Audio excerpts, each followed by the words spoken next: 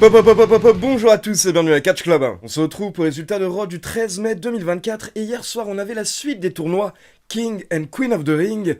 Et qu'est-ce qu'on s'est fait chier, putain, qu'est-ce qu'on s'est fait chier. Enfin non, c'est pas ce que je voulais dire, restez là, la review va être super, le show était super hier soir. Donc la suite des tournois King and Queen of the Ring, avec également Drew McIntyre qui était là pour un petit peu insulter tout le monde, et Chad Gable encore une fois qui était détestable avec la Alpha Academy. Donc heureusement il y avait quelques bons segments, mais sinon le reste, qu'est-ce qu'on s'est fait chier. Donc c'est parti, le show démarre avec les commentateurs qui nous rappellent que plus tard on aura un énorme Jey Uso contre Ilya Dragunov. Puis nous avons Drew McIntyre qui fait son entrée sous les chants CM Punk. Et là directement McIntyre calme la foule en disant que si on était à Atlanta ou à Charlotte, alors CM Punk aurait pu être présent car il vient uniquement dans les grandes villes. Mais ce soir on est à Greenville donc forcément CM Punk n'est pas là. Puis McIntyre s'en prend également à tous les fans de CM Punk, donc si vous êtes fan de CM Punk, sachez que Drew McIntyre pense que vous êtes stupide. McIntyre se moque de CM Punk en disant que Punk prétend qu'il veut se battre, mais la semaine dernière il est bien arrivé exprès juste au moment où McIntyre venait de quitter l'arène. Donc est-ce que CM Punk ne serait pas au final une poule mouillée? Et McIntyre nous promet qu'il s'occupera de CM Punk une fois qu'il aura le feu vert, donc sûrement dans 20 ans, mais d'ici là, McIntyre ne va pas perdre son temps et il veut s'occuper d'autre chose. McIntyre veut se concentrer sur le titre World Heavyweight. Donc McIntyre dit clairement que sa cible c'est le titre World Heavyweight et ce champion en papier Damian Priest. Donc justement Damian Priest fait son entrée. Donc les deux catcheurs se retrouvent face à face sur le ring et là Drew McIntyre complimente Damian Priest. Il explique que Damian Priest a une magnifique histoire, il a bossé, il a galéré et il a travaillé très dur pour en arriver où il est.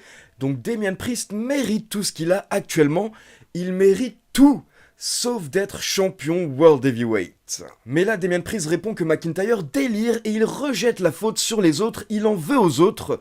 Donc Damian Priest a un conseil pour McIntyre, il lui conseille de trouver un miroir, de se regarder dans la glace et d'en vouloir à ce trou du cul. Damian Priest dit que quand McIntyre avait remporté le titre, il aurait dû prendre sa femme et partir, mais à la place, il s'est occupé de CM Punk et il a rendu CM Punk plus important que lui, que le titre et même que sa femme. Puis Damian Priest se fout de la gueule de McIntyre car il dit que McIntyre s'est fait avoir par un homme avec un bras.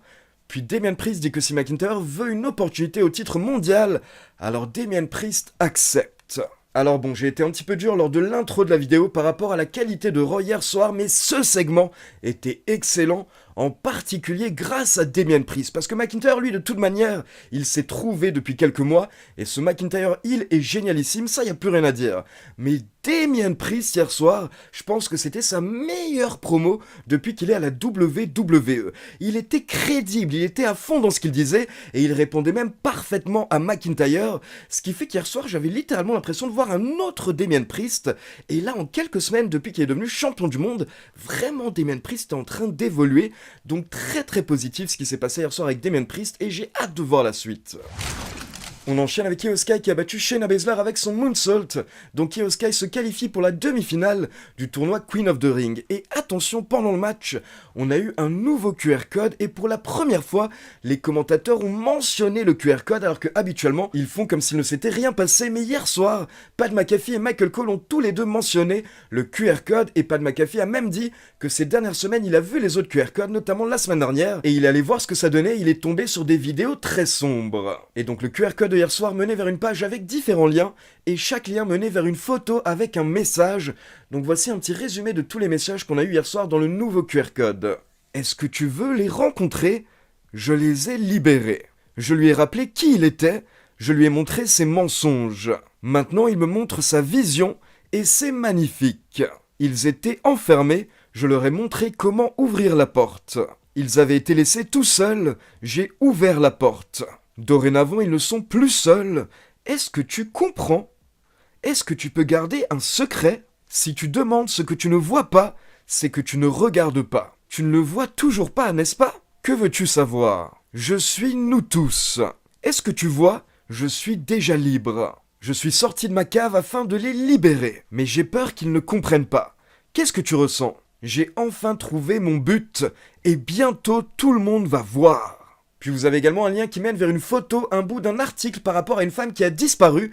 Et l'article a été écrit par une journaliste qui s'appelle Wendy Lucho. Et Wendy Lucho, c'est un anagramme, si vous remettez les lettres dans l'ordre, on obtient Uncle Howdy. Puis à la fin, on a également une photo d'un disque avec une date et une heure. Donc la date, c'est le 16 mai 2024 et l'heure, c'est 4 heures de l'après-midi, donc 16 heures, accompagné par le mot witch, donc sorcière. Donc il pourrait se passer quelque chose le 16 mai. Puis on passe en coulisses et on retrouve Damien Priest qui va dans le vestiaire de Judgment Day, donc il retrouve JD McDonough, Finn Balor, Dum Dum et encore une fois Carlito. Et là encore une fois Carlito tente de convaincre Damien Priest de bosser avec lui. Et là Damien Priest répond que si Dum Dum, JD et Finn Balor veulent bosser avec Carlito, alors c'est leur choix. Mais Damien Priest ne souhaite pas bosser avec lui, et pour Damien Priest, Carlito n'a rien à faire ici dans le vestiaire de Judgment Day. Et donc là, Carlito suppose que c'est parce que Damien Priest ne lui fait pas confiance, et Damien Priest confirme qu'en effet c'est le cas. Mais là, Carlito répond que même les personnes les plus têtues peuvent parfois changer d'avis. Puis dans un autre coin des coulisses, on a Chad Gable qui est en train d'engueuler la Alpha Academy. D'abord, il s'acharne sur Maxxine Dupri qui s'est fait éliminer du tournoi Queen of the Ring. Puis derrière, il parle à Otis et il dit que ce soir, Otis va affronter Sami Zayn pour fatiguer Sami Zayn avant le PLE en Arabie Saoudite. Et Chad Gable précise qu'il ne veut pas voir le Otis rigolo, il ne veut pas voir le Otis qui va faire la chenille, il veut voir un guerrier dans le ring. Puis derrière, Chad Gable se concentre sur Tozawa et il annonce que ce soir, Tozawa va affronter Bronson Reed et encore une fois, Chad Gable dit qu'il ne veut pas voir Tozawa danser pendant son match. Donc Otis, Tozawa et Gable s'en vont et là vous avez Ivy Nile qui tente un petit peu de remonter le moral de Maxxine Dupri, mais Chad Gable revient, il dit à Maxxine Dupri de s'en aller, puis il conseille à Ivy Nile de ne pas perdre son temps avec Maxxine. Allez, on continue. Alors Pierre, est-ce que tu peux nous dire quel était le segment suivant ? On avance dans les quarts de finale du tournoi King of the Ring et cette fois Gunther affronte Kofi Kingston. Mais avant ça, Samantha Irvine a quelqu'un à nous présenter. Mais c'est pas vrai, c'est Liliane Garcia. Pour ceux qui me suivent sur TikTok, c'est marrant, j'en ai parlé il y a 2 jours. J'ai fait une vidéo sur Samantha Irvine et je disais que Liliane Garcia, bien que ce soit l'annonceuse de mon enfance, que je l'adore, elle n'est pas aussi talentueuse que Samantha Irvine. Et tout le monde m'a dit que je disais n'importe quoi et que Liliane Garcia était la meilleure annonceuse de tous les temps de l'univers, du monde. Et ça tombe bien parce qu'elle vient nous faire un petit coucou, mais elle vient également nous présenter Kofi Kingston. Et malgré tout, ça fait plaisir de entendre la voix de Liliane Garcia, ça remonte de jolis souvenirs. Bref, Gunther et Kofi Kingston nous offrent un match plutôt bon, mais à l'image de cet épisode de Monday Night Raw, j'ai vu mieux, c'était un peu mou et hyper prévisible. Gunther se qualifie pour la suite du tournoi. En effet, pas grand chose à ajouter, c'était un match correct, mais c'était pas la folie non plus. Et bien entendu, on sentait tous que Gunther allait avancer dans le tournoi. On retourne en coulisses pour une petite interview de Lyra Valkyria et rapidement, elle est interrompue par Becky Lynch qui vient l'encourager. Puis Becky Lynch s'en va, et derrière vous avez Liv Morgan qui vient rejoindre Lyra Valkyria, et à la base elle est gentille, mais derrière elle demande à Lyra Valkyria est-ce que Becky Lynch a toujours été une telle bitch ? Mais là, Lyra Valkyria répond à Liv Morgan de demander directement à Becky Lynch, car en fait Becky Lynch est toujours là, elle est derrière Liv Morgan, donc là Liv Morgan se retourne, et Becky lui met une droite, et Becky dit à Liv Morgan qu'en tout cas ce n'est pas elle qui a peur d'un face-à-face, bitch. Puis dans un autre coin des coulisses, on retrouve Kofi Kingston après sa défaite, et là il croise Karrion Kross. Karrion Kross qui dit à Kofi Kingston qu'il y a toujours un moyen pour se relancer. Puis Karrion Kross s'en va, et là vous avez Xavier Woods qui débarque, et Woods demande à Kofi que voulait Karrion Kross, mais Kofi Kingston n'est pas sûr. Mais perso, l'impression que j'ai eue lors du segment, c'est que Karrion Kross jouait un petit peu le rôle du diable, la voix en fait du mal qui tentait peut-être de retourner le cerveau de Kofi Kingston, juste après cette défaite qui a fait mal à Kofi. On enchaîne avec Bronson Reed contre Akira Tozawa accompagné par Chad Gable. Étonnamment, au début du match, Tozawa était assez chaud, mais au bout d'un moment, il a perdu du temps en jouant avec la foule et en déchirant son t-shirt, ce qui a énormément énervé Chad Gable au bord du ring. Et pendant ce temps, ça a permis à Bronson Reed de reprendre l'avantage, d'enchaîner avec un DVD, puis son Tsunami Splash pour la victoire. Et du coup, forcément, après le match, vous avez Chad Gable qui monte sur le ring pour engueuler Tozawa. Puis on retourne en coulisses et on a Cathy Kelly qui tente d'interviewer Gunther. Mais là, Gunther s'en va, il laisse Ludwig Kaiser parler à sa place. Et là, Kaiser s'en prend à Sheamus. Et Kaiser dit que Sheamus est totalement fou s'il pense qu'il a perdu contre Gunther à cause de l'intervention de Ludwig Kaiser. Kaiser dit qu'il n'avait rien à voir dans tout ça et que quoi qu'il arrive, Sheamus aurait perdu contre Gunther. Et donc Ludwig Kaiser termine en donnant rendez-vous à Sheamus la semaine prochaine afin de l'humilier. Puis toujours en coulisses, on a Adam Pearce qui est en train de parler avec la New Cage Republic et derrière, vous avez Jackie Redmond qui demande à Adam Pearce pourquoi est-ce que Bron Breakker n'a pas été inclus dans le tournoi King of the Ring. Et là, Adam Pearce explique qu'il a donné ses raisons à Bron Breakker. Il a expliqué à Bron Breakker que toutes les personnes sélectionnées pour le tournoi King of the Ring ont mérité leur place au plus haut niveau. Et selon lui, ce n'est pas encore le cas de Bron Breakker, donc il ne voulait pas le jeter dans un tournoi où il aurait pu potentiellement galérer. Mais là, Bron Breakker débarque et il n'est pas du tout du même avis. Il explique que s'il avait été dans le tournoi, ce sont les autres superstars qui auraient galéré, et Bron Breakker les aurait noyés les unes après les autres. Et donc à la fin du segment, on a un Bron Breakker assez énervé qui répète à Adam Pearce qu'il aurait dû être dans le tournoi, puis il s'en va. Donc attention, il se passe des choses autour de Bron Breakker, j'ai hâte de voir également ce que ça va donner. Derrière, on a Lyra Valkyria qui a battu Zoe Stark avec son Nightwing, donc Valkyria se qualifie pour la demi-finale du tournoi Queen of the Ring, où elle affrontera Io Sky. Puis on enchaîne avec Sami Zayn contre Otis, accompagné par Chad Gable, et encore une fois, on a Otis qui a essayé d'être sérieux pendant le match, et Chad Gable lui a interdit de faire la chenille, mais au bout d'un moment, Otis n'a pas pu se retenir, il s'est lâché, il a tenté la chenille, sauf que quelques instants plus tard, ça a permis à Sami Zayn de reprendre l'avantage, et de porter un Hell of a Kick pour la victoire. Donc encore une fois, après le match, Chad Gable monte sur le ring pour engueuler Otis, il le repousse même violemment, mais là Sami Zayn revient et il porte un exploder dans le coin sur Chad Gable, puis il veut également lui porter son Hell of a Kick, mais là heureusement Chad Gable sort du ring, sauf que derrière Chad Gable retourne engueuler Otis, et là il l'a même giflé. Et Otis n'a pas réagi, il n'a rien dit hier soir, mais clairement on sentait qu'il avait envie d'exploser. Donc lors des prochaines semaines, on va sûrement avoir un moment où Otis, Tozawa et Maxine Dupri n'en pourront plus. Puis on retourne en coulisses, on a Strowman qui est en train de parler avec les Creed Brothers et Ivy Nile, mais là vous avez JD McDonough qui débarque et il lance un avertissement à Braun Strowman. Il dit à Strowman de ne plus se mêler des affaires de Judgment Day. Mais honnêtement, ça a plus fait rire Strowman qu'autre chose. Ensuite, on avait un match entre Becky Lynch et Dakota Kai, et au bout de quelques minutes, Becky Lynch avait placé son Disarmer sur Dakota Kai, mais là, vous avez Kairi Sane et Io Sky qui sont intervenus pour attaquer Becky Lynch. Donc au final, Becky remporte le match par disqualification. Mais après le match, Damage Control s'acharne sur Becky Lynch jusqu'à l'arrivée de Lyra Valkyria qui sauve Becky. Donc Damage Control s'en va, mais là de nulle part, vous avez Liv Morgan qui débarque sur le ring et qui jette Becky Lynch en dehors du ring, sous les yeux de Lyra Valkyria qui n'a rien pu faire. Puis on passe en coulisses pour une petite interview de Dragunov qui nous hype le main event. Et au passage, il nous mentionne également son histoire avec Gunther. Il dit qu'il a battu Gunther, mais leur histoire n'est pas terminée. Et justement, le ring général débarque, il vient à côté de Ilya Dragunov, les deux catcheurs se retrouvent face à face, puis Gunther sourit et il s'en va, mais je pense qu'il a clairement envoyé un message à Dragunov. Ensuite, on a un match pour déterminer les prochains challengers au titre par équipe de The Miz et R-Truth. Donc on avait Judgment Day, Finn Balor et JD McDonough contre les Creed Brothers, contre la New Catch Republic, contre les AOP. Et à la fin du match, on a Carlito qui est intervenu pour aider Judgment Day. Donc Carlito a porté son backstabber sur Pete Dunne sur la table des commentateurs.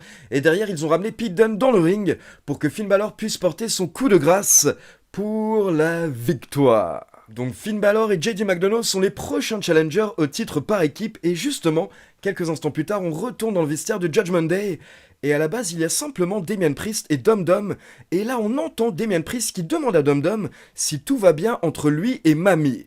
Et là Dum Dum répond que oui, tout va bien et derrière vous avez JD et Finn Balor qui arrivent avec Carlito et forcément ils sont tout contents d'avoir remporté le match grâce à Carlito. Mais on peut voir que Damien Priest reste stoïque, il ne sourit pas. Donc là, Carlito comprend le message, il comprend qu'il doit partir du vestiaire de Judgment Day, mais au dernier moment, Damien Priest arrête Carlito, et il dit à Carlito que ce qu'il vient de faire, c'était plutôt cool. Donc au final, à la fin de Raw, Damien Priest est un peu plus ouvert à l'idée de collaborer avec Carlito, mais par contre, il demande à Carlito s'il va bien s'occuper de Rey Mysterio, car Damien Priest précise à Carlito que Judgment Day ne bosse pas avec des poules mouillées. Et donc c'est l'heure du main event avec Jey Uso contre Ilya Dragunov dans le tournoi King of the Ring. Jey Uso fait son entrée et oh, regarde Ali, regarde c'est beau, les Fireflies, on voit des Fireflies partout, on a lancé un mouvement. Je te laisse continuer Ali, je suis trop ému là. Et donc par rapport au main event, on en parlait hier soir sur Twitch, on se demandait qui allait perdre et comment la WWE allait protéger le perdant. Et bien au final on a eu un beau match d'environ 14 minutes, mais à la fin, Jey Uso a pris l'avantage et il a porté son spear, puis son Uso Splash sur Dragunov pour la victoire. Donc victoire totalement clean de la part de Jey Uso, mais on va dire que Dragunov a pu tout de même montrer de quoi il était capable lors du main event face à l'un des plus gros noms de la WWE. Mais je comprends également ceux qui ne seront pas forcément très contents de voir Dragunov perdre aussi rapidement une fois qu'il est passé dans le roster principal. Mais après, comme je vous l'ai dit, c'était tout de même un très beau match, et certes Dragunov perd, mais il perd en main event de Raw, donc c'est tout de même une belle opportunité, une belle visibilité pour lui. Mais attention, ce n'est pas terminé, car à la fin du show, vous avez Gunther qui fait son entrée. Là, il passe à côté de Dragunov, et encore une fois, il sourit un petit peu pour se moquer de lui. Puis il monte sur le ring pour confronter Jey Uso, car les deux catcheurs vont s'affronter donc la semaine prochaine dans la demi-finale du tournoi King of the Ring partie Raw. Et donc maintenant pour conclure, d'abord Pierre, est-ce qu'on peut avoir ton ressenti par rapport à hier soir? Mon ressenti sur cet épisode de Monday Night Raw, je trouve que c'était un peu triste. Vous trouvez pas que les weekly sont un peu tristes ces derniers temps? On se fait bien chier sérieusement. C'est surtout parce qu'on se force à s'investir dans un tournoi inintéressant pour un PLE inintéressant en Arabie Saoudite. Et tous les vrais plans de la WWE sont mis en pause jusqu'à début juin. Les matchs pour le tournoi King of the Ring sont très bons, c'est des très bons matchs. Mais c'est qu'un enchaînement de matchs de qualité, certes, mais complètement random et oubliable. Entrecoupé de segments backstage, oubliables également. J'ai l'impression que les catcheurs et les catcheuses se forcent à dire qu'ils ont envie d'être King of the Ring, mais vraiment, au fond d'eux, je pense qu'ils en ont tous rien à foutre. Cependant, pour pas qu'on dise que je suis qu'un con qui râle tout le temps, je vais quand même donner des points positifs. J'ai bien aimé ce qui se passe autour du Judgment Day et de Carlito qui essaye de s'incruster dans le clan. Damien Priest a l'air de valider Carlito, et si Carlito rejoint un clan, je pense que ça mènera vers une rivalité contre LWO. Mais c'est marrant ce qui se passe avec le Judgment Day parce qu'un jour on croit que le clan va splitter complètement, et une semaine après, tout a l'air d'aller parfaitement bien. J'ai hâte de voir la suite et j'ai hâte de voir ce qui va se passer autour de Liv Morgan et Dom Dom là, on sait pas là. Est-ce que c'est toujours d'actu ce truc? En tout cas, je pense que c'est loin d'être la fin du clan. J'ai bien aimé également ce qui se passe avec Alpha Academy. Là pour le coup, je pense que tous les membres d'Alpha Academy vont vite trahir Chad Gable. Mais en tout cas, Chad Gable m'a fait mourir de rire quand il a dit que Maxine Dupri était la Taylor Not So Swift. C'était très bien trouvé, très drôle. Hâte de voir la suite également. Voilà, il nous reste un Raw et 2 SmackDown. Et je dis pas ça parce que j'ai hâte d'y être, mais plutôt parce que j'ai hâte qu'on en finisse. J'ai hâte qu'on passe à autre chose et j'ai très envie de voir le ring général avec une couronne en diamant sur la gueule. Ça va être marrant ça. Merci à tous, à la prochaine, merci Ali et vive le catch. Et malheureusement, je suis du même avis, c'est ce que je vous avais expliqué ces derniers jours, vu que là on se dirige vers un PLE en Arabie Saoudite. Et bah du coup on n'a pas de vraie storyline du côté de la WWE, mais on a plutôt des petites storylines de transition, et en fait tout va vraiment se relancer sûrement après le PLE King and Queen of the Ring. Donc là pendant 2 semaines on va devoir souffrir un petit peu, on va pas forcément avoir les shows les plus intéressants, mais j'espère vraiment qu'après King and Queen of the Ring, la WWE va relancer tout ça. Donc voilà, c'est tout pour les résultats de Raw. Maintenant comme d'habitude c'est à vous, n'hésitez pas à me laisser vos avis dans les commentaires, et comme d'habitude, n'oubliez pas de liker la vidéo, de vous abonner à la chaîne et de cliquer sur la petite cloche pour être informé de la sortie des prochaines vidéos. Ciao tout le monde!